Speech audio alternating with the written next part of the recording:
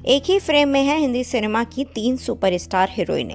राज कपूर से देवानंद तक इनकी खूबसूरती के थे कायल। पहचाना क्या? हिंदी सिनेमा में कई दिग्गज अभिनेत्रियां रही हैं जो अपनी खूबसूरती के लिए जानी जाती हैं। गुजरे जमाने की अभिनेत्रियां खूबसूरत होने के साथ साथ बेहतरीन अभिनय के लिए भी मशहूर थीं। हिंदी सिनेमा के गोल्डन एरा की इन 3 टाइमलेस ब्यूटी की इस रेयर तस्वीर पर नजर डालिए। इनमें नरगिस दत्त, वैजयंती माला और सुरैया मॉडर्न लुक में नजर आ रही हैं। इन तीनों हसीनाओं के टैलेंट, ग्रेस और इनकी खूबसूरती के जादुई करिश्मे ने हिंदी सिनेमा को नई पहचान दी थी। हिंदी सिनेमा में इन तीनों लेजेंडरी अभिनेत्रियों का शानदार योगदान रहा है। आज भी लोग इनकी फिल्में देखना पसंद करते हैं, तो चलिए इन तीनों के बारे में बात करते हैं। नरगिस बॉलीवुड की शानदार और दमदार एक्ट्रेस रह चुकी हैं। हिंदी सिनेमा की मदर इंडिया एक्ट्रेस नरगिस अपने समय की पावर परफॉर्मेंस एक्ट्रेस रह चुकी हैं। नरगिस ने ईयर 1935 में फिल्म तलाशे हक में बतौर चाइल्ड आर्टिस्ट काम किया था। बरसात, श्री 420, मदर इंडिया और आवारा इनकी बिग हिट फिल्में थीं। नरगिस 1958 में पद्मश्री पुरस्कार पाने वाली पहली भारतीय महिला थी। 1980 में राज्यसभा के लिए नॉमिनेट होने वाली पहली महिला फिल्म स्टार भी थी। वह अभिनेता संजय दत्त की मां थी। वह अभिनेत्री, गायिका और फिल्म निर्माता जद्दन बाई की बेटी थी। नरगिस अभिनेता अनवर हुसैन और अख्तर हुसैन की सौतेली बहन थी।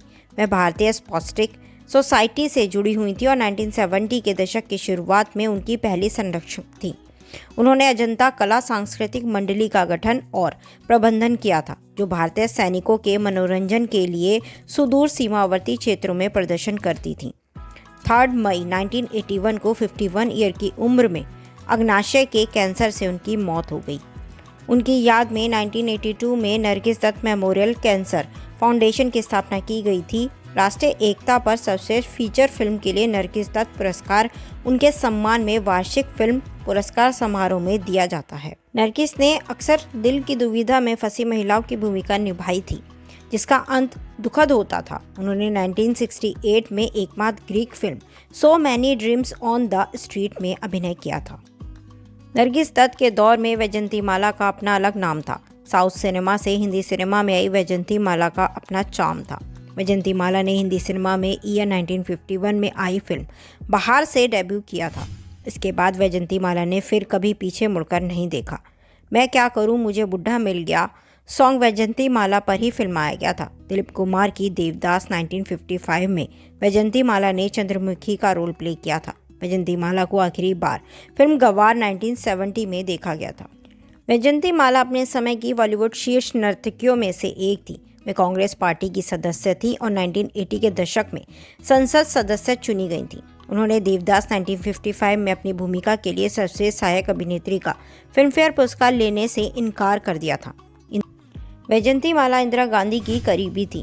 वह किसी भी सार्वजनिक प्रदर्शन से पहले देवी सरस्वती की प्रार्थना करती थी। उन्होंने 2007 में अपनी आत्मकथा बॉन्डिंग प्रकाशित की थी। वैजयंती माला के पति डॉक्टर चमन लाल बाली ने उन्हें गोल्फ से परिचित कराया था।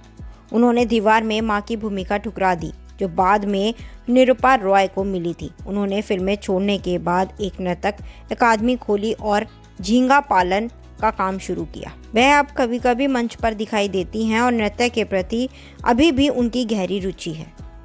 हिंदी सिनेमा के सदाबहार सुपरस्टार देवानंद ने जिनको दिल दिया, वह है सुरैया, जिनका हिंदी सिनेमा में योगदान भुलाया नहीं जा सकता।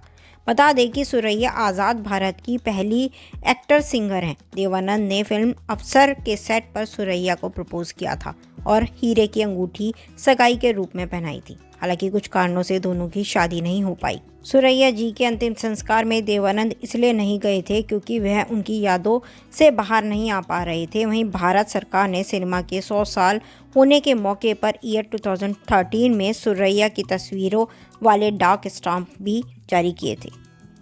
सुरैया जी का जन्म जून 1929 को लाहौर में हुआ था। उन्होंने 6 साल की उम्र में ऑल इंडिया रेडियो पर एक बाल कलाकार के रूप में अपना करियर शुरू किया। उन्हें संगीतकार नौशाद ने खोजा था, जिन्होंने उन्हें पहली बार रेडियो पर सुना था। उन्होंने 7 साल की उम्र में अपनी पहली फिल्म ताजमहल 1941 में अभिनय किया।